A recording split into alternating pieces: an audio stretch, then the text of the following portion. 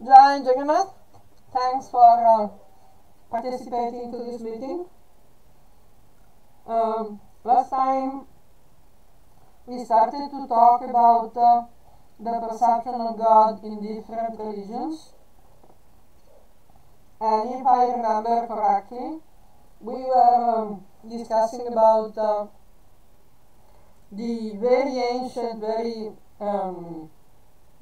natural religions, like worship of the Mother Goddess, Mother Nature, Mother Earth, and the concept as the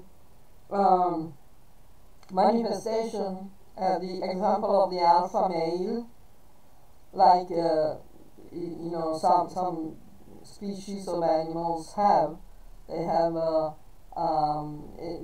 alpha male is the head of the pack.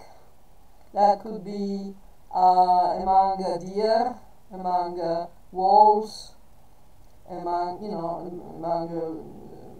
various types of animals, where the alpha male is protecting the entire group. And every year the new adult males are fighting, wrestling for the position of alpha male.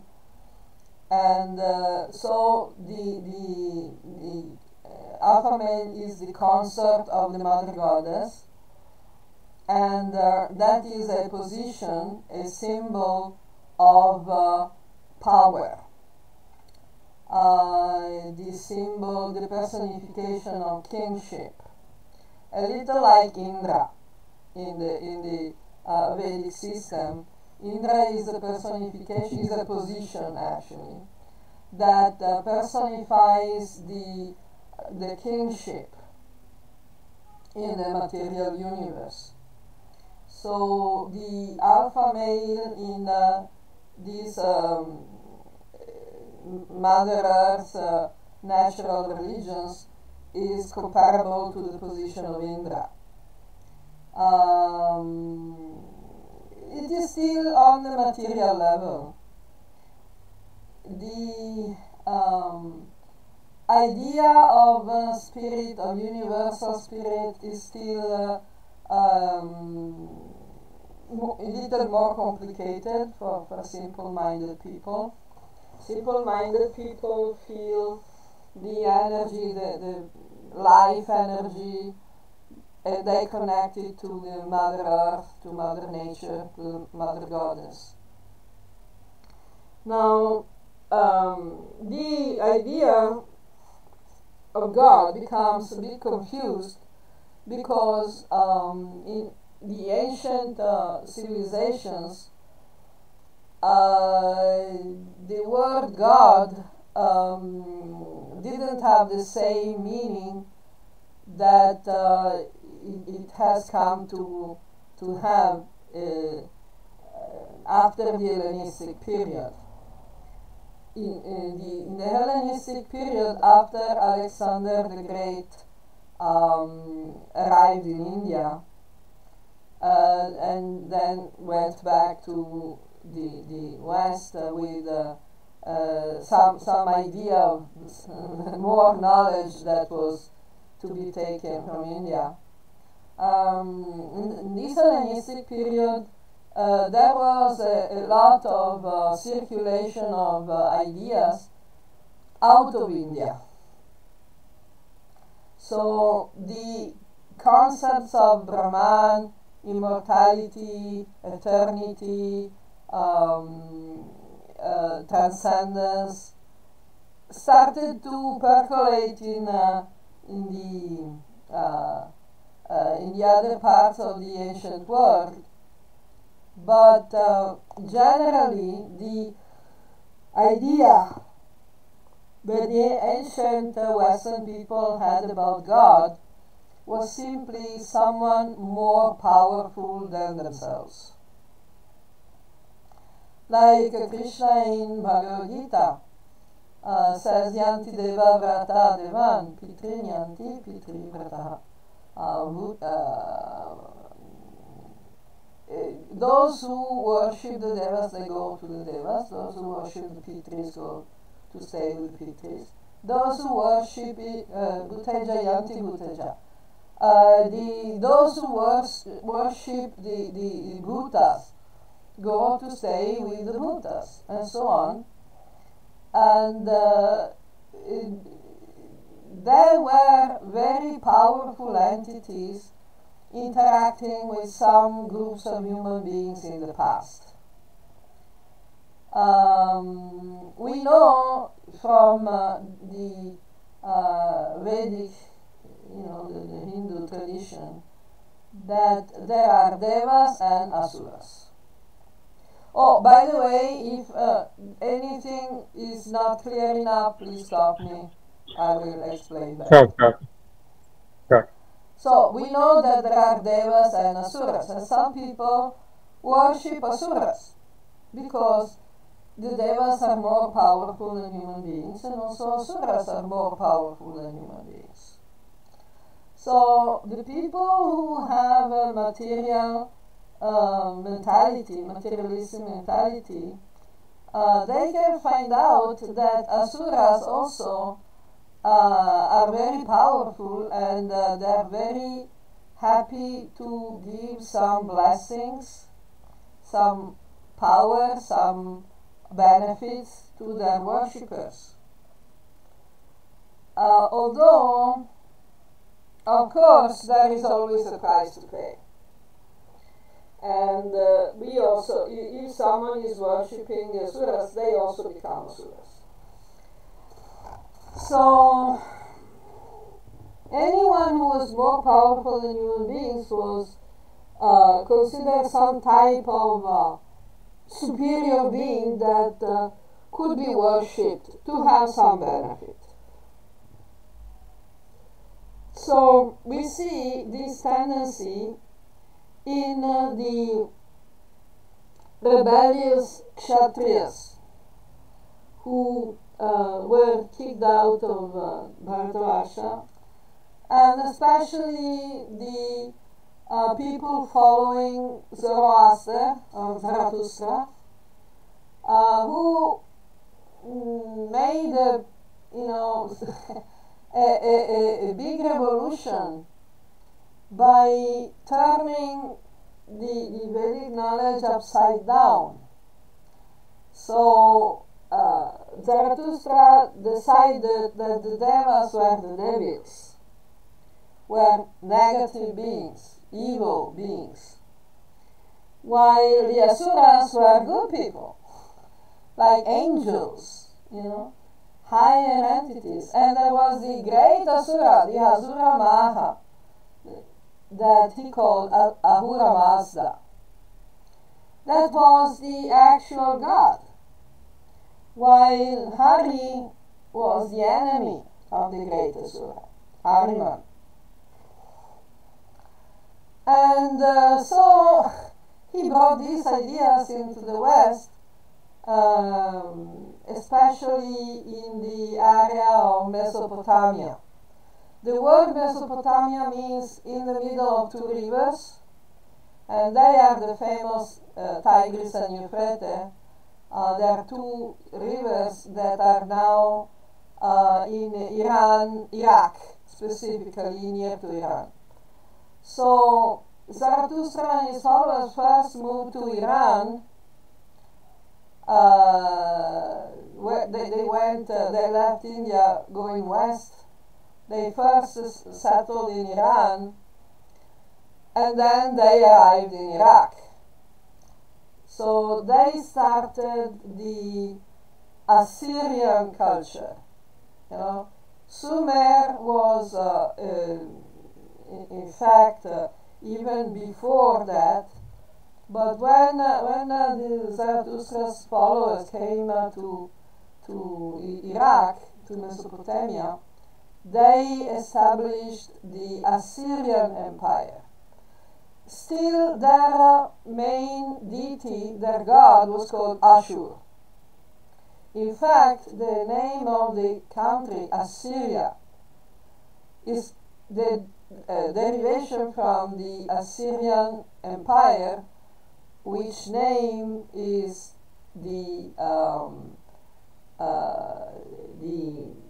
derived from their god Ashura. Syria, the name is still there. So the Assyrian Empire, which covered Iraq and Syria, worshipped the great Asura.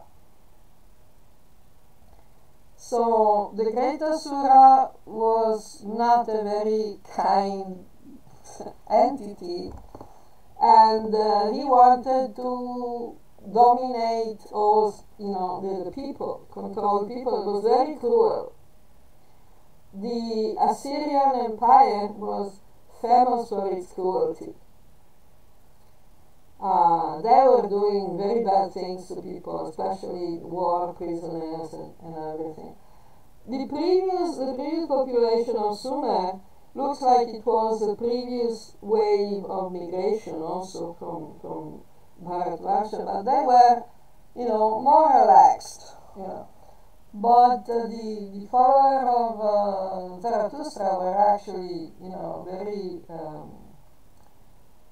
very violent actually. So it became a little more quiet with time, but in the times of the Assyrian Empire, it was really, really violent. Then in the same area, the population divided, so there was a group called Medians that became the Persians. The Persian Empire, the Parsi, they're still people from Zarathustra. But they started to fight against the Assyrians. So the Assyrians were defeated, and the Parsis became the next empire.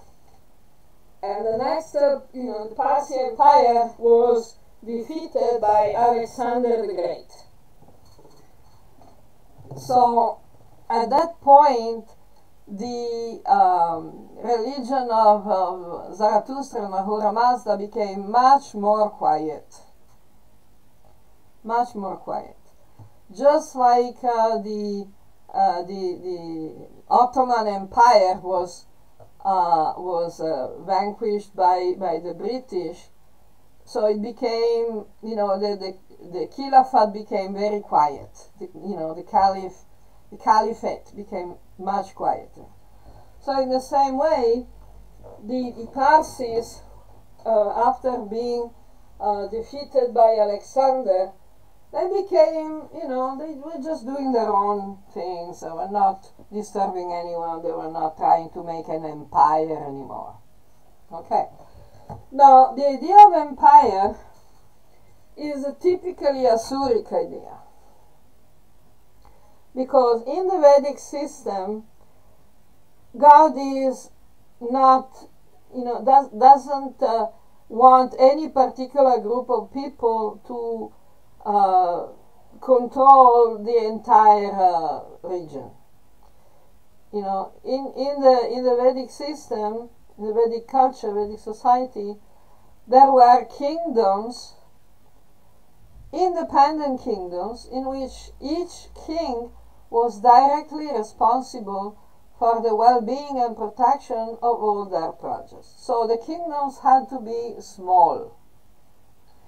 When they speak about the emperor or Chakravarti, the original idea of emperor was simply a king that was more powerful than the other kings, and he was elected as a head of a league or alliance.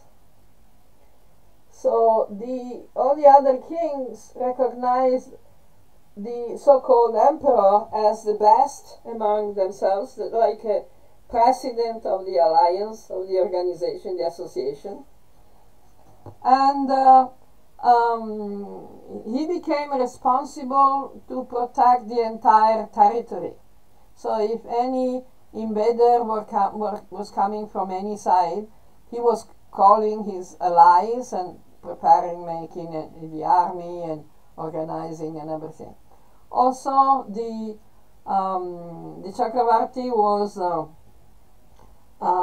collecting contributions from all the other kings to keep the roads in good conditions, great communication roads, to keep them free to protect all the travelers from one kingdom to the other, to make big universities, big temples, big cultural centers, to promote the arts, the literature, and culture in general. It was not exactly an emperor because all the allied kings were totally independent. In the view of the Asuric system, the idea is different. All these kingdoms, all these empires, didn't have the idea of God. They had the idea of different gods. Like each god, with a small g, was characteristic of, was controlling one group of human beings. Like we see, for example, the Assyrians had this god Ashur. In the last period of the Sumer civilization, this big guy was Marduk. And Ashur and Marduk were practically the same person. Then we have in the Phoenician civilization, each city had a particular form of a god that was protecting the city. And this is also, we can also see in ancient Greece, like Athens was under the protection of goddess Athena, and so on. And this was happening practically with many ancient civilizations, including the Judaic, the Bible. Right? You can say the Bible. So in the Bible it is written that the great God, that was called El, had about 70 sons, which were called the Elohim, means the gods. And one of the Elohim that wanted to be, stronger, more powerful, was this guy called Yahweh. So Yahweh became the El of a particular group of human beings, specifically of Abraham. You heard, until now you probably haven't heard any of the names I was telling you. Any of the terms. Yeah. Yes. Now we come to the Abraham. Mm-hmm. And I think you heard about Abraham. Yes. In Islam, he's called Ibrahim. Mm-hmm. It's the same guy. Yes. In fact, now the Jews say that Abraham never existed. But it's okay. I mean, the story of the Bible is that this guy called Abraham, one day he met this Yahweh, this powerful Elohim, one of the Elohim, and Abraham made an agreement, a pact, a testament. So the Old Testament means the old alliance, the old pact between this guy Yahweh and this human being called Abraham. And Yahweh said, okay, I want to be your Elohim, your El, and you are going to be my chosen people. Other people may have other Elohim, but I chose you, so you are my people, Abraham. If you and your descendants, your people, worship me exclusively, always obey me, and you pray to me and give sacrifice to me and blah blah blah, I will be your God. And Abraham said, yeah, good idea. So okay, let's make a pact. And Yahweh said, I will give you the entire earth. And Abraham and his descendants will be like a nation of priests that will give orders to everybody else. We'll have, like in the Parsi religion, the priests have also some political material power. So the descendants of Abraham will have both spiritual and material power, political power. And to start with this program, with this plan, Abraham should go in the land called Canaan, because that is a land that I promised, that Yahweh promised to Abraham and his descendants. That's the promised land. You heard this expression, the promised land? Maybe not. It's the idea that... No, I've not heard of Yeah, this you have not. It's the idea that the Christian missionary is putting the brains of the tribal people, for example, in Tripura. The Christian missionaries went to Tripura and they told Tripura, Nagaland, all these northeastern states, and they told people, if you become Christians, God will promise you the land of these pagans, these Hindu pagans. You become Christian, so God is giving you the land, you can kick out all the pagans. Just like Joshua and the Jews kicked out and killed all the people in Canaan that were pagans, because God gave Israel, the Judas, the land. So they could, the land it was not empty land. There were lots of cities, lots of people and everything. But if you go and read the Old Testament, this Yahweh tells his followers, you go kill everyone and take the city, that's your land. I gave you the land. The people who are sitting there and living there, they're not my people, they're pagans. They're not my worshippers, so you have the right to kick them out, and they don't want to go away, you can kill them, because I'm giving you that land. So this is the idea of the Old Testament. So the concept of God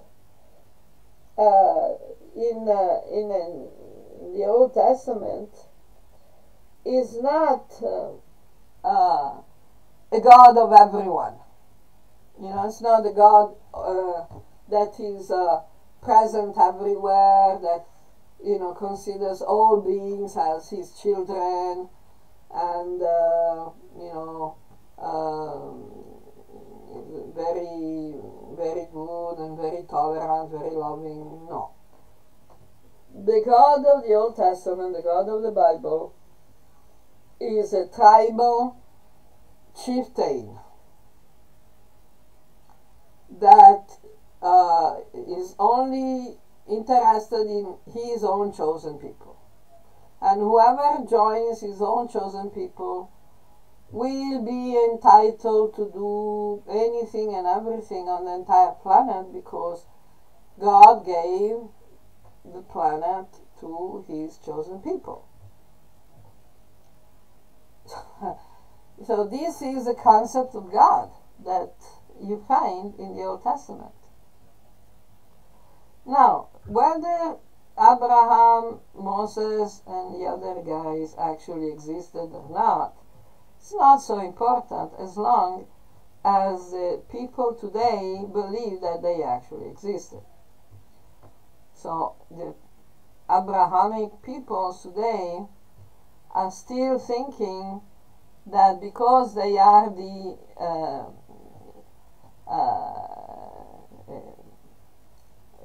the heirs of Abraham, they have inherited the promise of Yahweh to Abraham, so they are the chosen people of God. And and the various Abrahamic groups are still fighting each other to find out who is the real heir. So like in a family, when there is some, the father dies, and the sons are fighting each other to find out who's going to inherit the property. So the first group are the Jews, the Israelites. The second group, the second born, practically speaking, is the Christians. And the third born is the Muslims. They are all Abrahamic religions because they all recognize Abraham as their father. So they're fighting each other to find out who is going to get the whole property. But they stop fighting each other as soon as they see someone who's not Abrahamic, someone who in their eyes is a pagan. And the pagans don't have any title for enjoying anything because they are not descendants of Abraham, so they don't inherit in anything, so they have to be kicked out of the promised land. Are you following the reasoning? Yes. Is this explaining a lot? Yes. Good. The problem is that Indians are somehow, they are not sufficiently interested in knowing history, very much. So they don't understand, Abrahamic religions. They don't know what they're talking about. I think it should be, very, very important to actually understand the main points, the fundamentals of Abrahamic religions. Otherwise, when we talk of fundamentalists, we don't know what we're talking about. Fundamentalist means that you actually believe in the fundamental points, the fundamental teachings of your religion, and you actually put it in practice. So, to be actually correct, a fundamentalist Hindu should, study very well the scriptures, the Hindu scriptures, and put them in practice. Like, for example, starting from Bhagavad Gita. So a fundamentalist Hindu should apply the teachings of Krishna and Bhagavad Gita. So practically speaking, he would be, a perfect human being. Very tolerant, very inclusive, doesn't see any enemies, doesn't see, and should only protect dharma.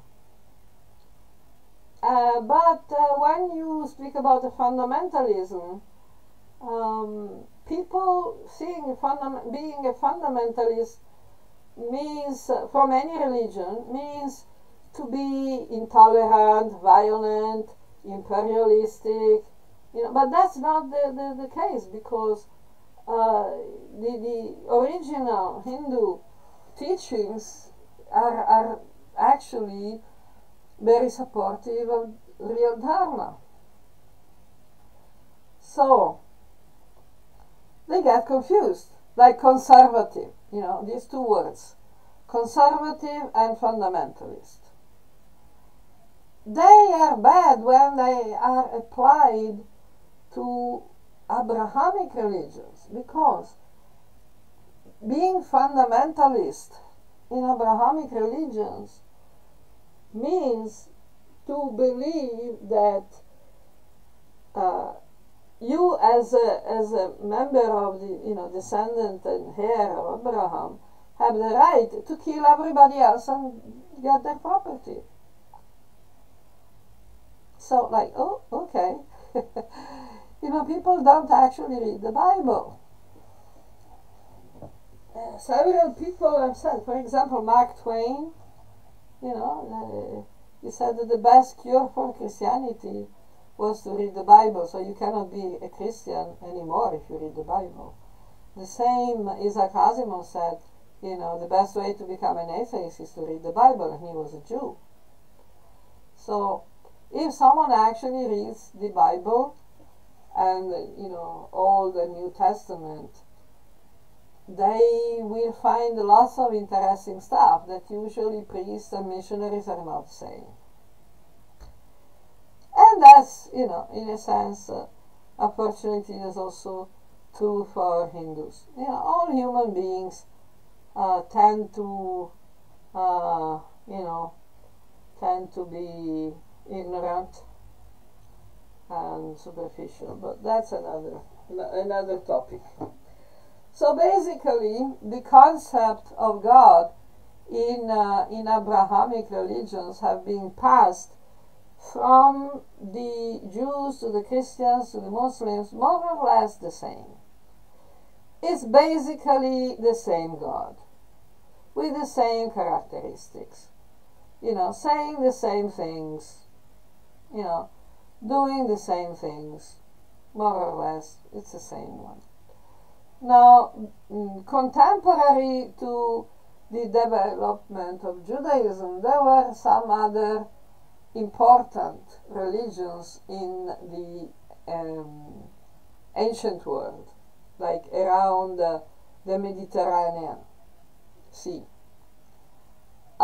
These mainly there were two of them, apart from the Assyrian and the Iranian. There were the Egyptians and the Greeks. You heard about the Egyptians and Greeks? Yes. Okay. But what was their religion like? Exactly. We What are I getting know. there. We're getting there. Okay. Now, And one they more thing, was like tell. when Abraham started doing all this, like how the the intellects of the society reacted to this. There were no intellectuals in the society. There were a bunch of goat herders, Okay. nomadic goat herders. They had no culture. There were no Okay. intellectuals. They had tribes, nomadic tribes that were living by, eating goats and sometimes attacking villages and pillaging them. That's why the colonial Indologists invented the idea of the Aryan invasion, because these colonial Indologists were connecting themselves to Abrahamic religions.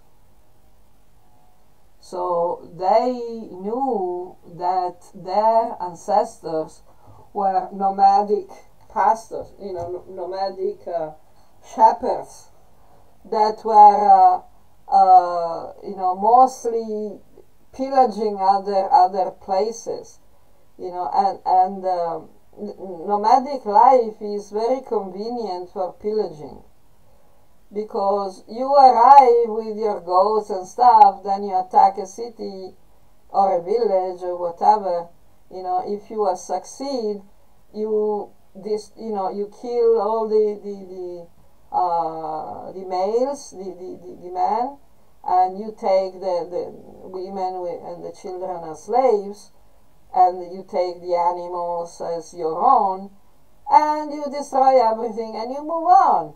If someone comes to the city after some journey and everything, they don't find anything anymore. It's all gone.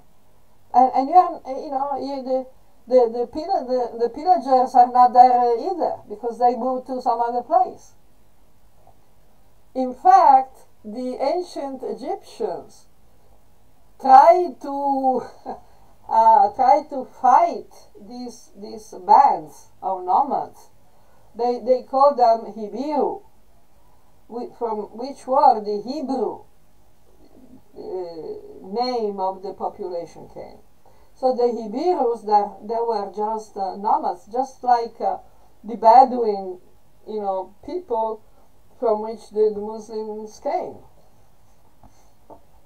They were nomads. So their idea, the idea that the colonial Indologists created of the Aryans was practically a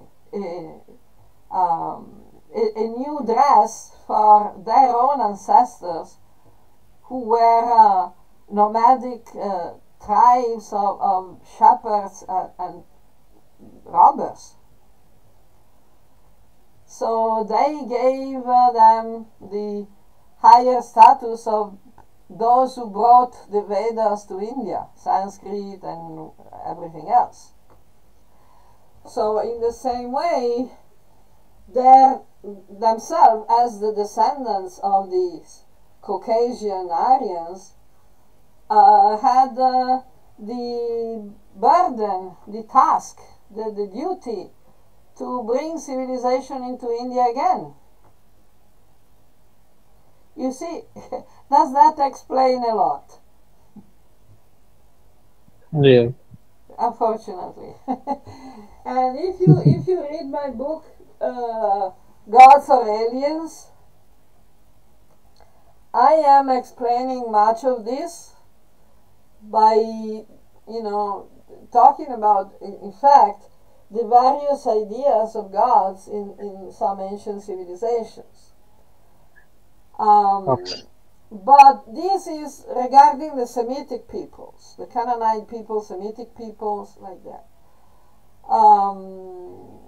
The Levantine, if we want to call them that.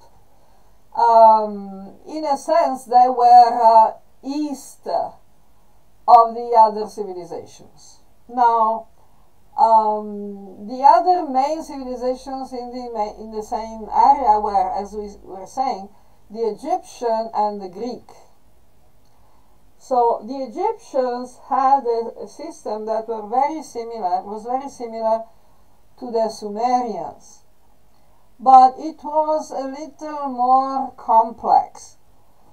Probably because they still had some more memories of ancient Vedic civilization, because as we were mentioning, there were many waves of migration from India out to outside. So it is very likely that the Egyptian civilization was also started by a group, by one of these migration waves. And it is interesting because, according to mainstream historians, there is no trace of a gradual development, local gradual development of the Sumerian and Egyptian civilizations. They practically popped up from nothing. Suddenly they were there. And they were quite advanced. For example, the Egyptian civilization, you can find that the best artifacts are the most ancient ones, in the lowest geological layers. The more recent the artifacts, the less refined they are, the less quality they have. So the ancient history that we read in the school books is still very Abrahamic biased, very Europe biased. So whatever they cannot explain, they just don't talk about. For example, you heard about the pyramids.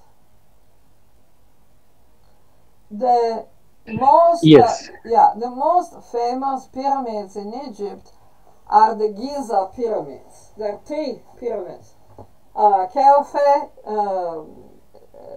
Khafre, and Mycerinus. So these 3 pyramids, they are explained as tombs, like burial places for kings, but there has never been found any trace of any burial in these 3 pyramids. Not only that, you heard about the Sphinx? That is What? Yes. the Sphinx. No, probably No. not. If you look at the pictures of the pyramids in Giza, you'll find there is one big statue next to the pyramids that has a lion head. No, sorry, a human head and a lion body. I don't know if you ever saw it. Yeah, yeah. Yes. It's very damaged because it went through a lot. But a very interesting point that has been, noticed only quite recently by non-mainstream academic scholars is that the place around this big statue, around the Sphinx, is like a basin, it's like a kunda, okay? And the funny thing is that the boards, the stone around this basin shows a very evident, very obvious sign of water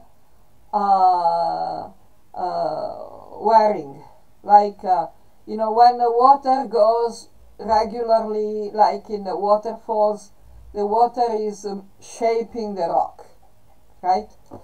So the rock walls of this basin where the Sphinx is sitting show very obvious signs of water shaping, and a lot of water, like waterfalls.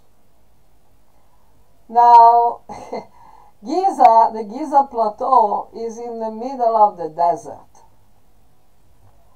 There is not been any water for at least 5,000, 10,000 years.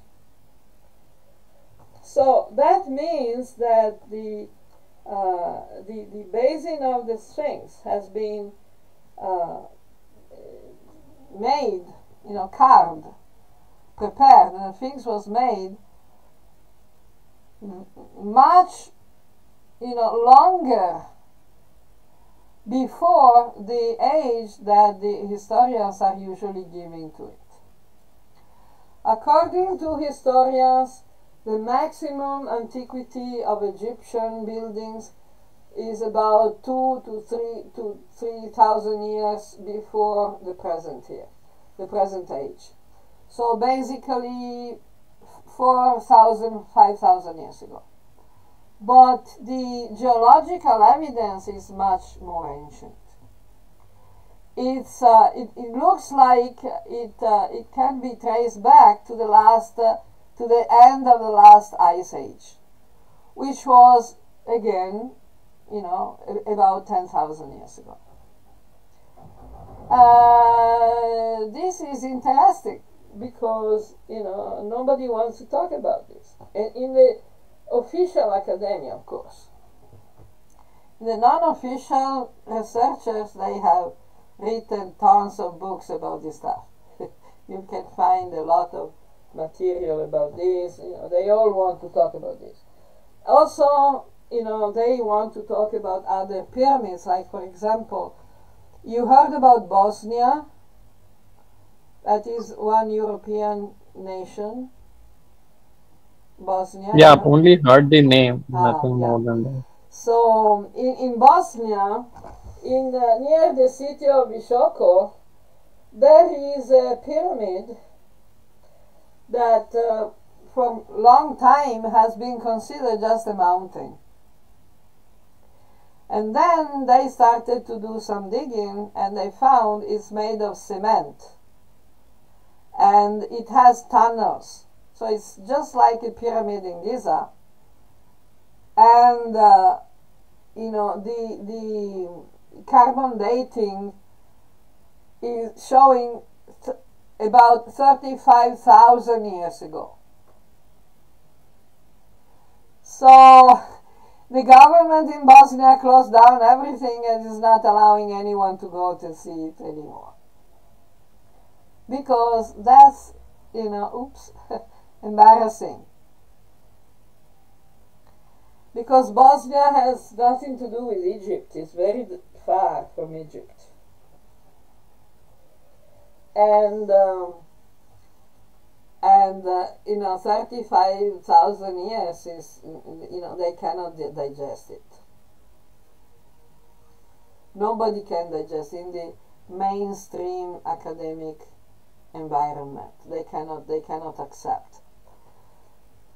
So basically, this present version of history in the academic world is very debatable. But there are some things that can be can give us some idea.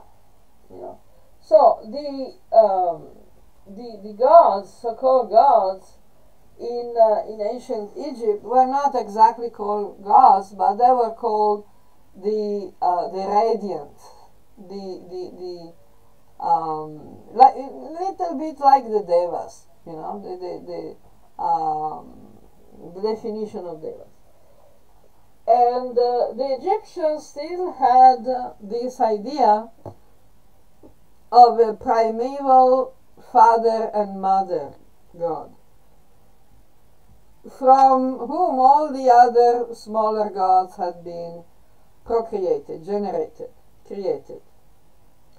So it's much more complex than usual, general people think, from the memes on the family tree of the gods, this stuff you find on Google, it's actually more complicated than that. But still, there are several characters in Egyptian mythology that represent qualities, that represent little like the devas in the Hindu tradition, in the Vedic Purva Mimamsa. So they were worshipping, Egyptians were worshipping mostly the primeval manifestation of the father, mother, and son.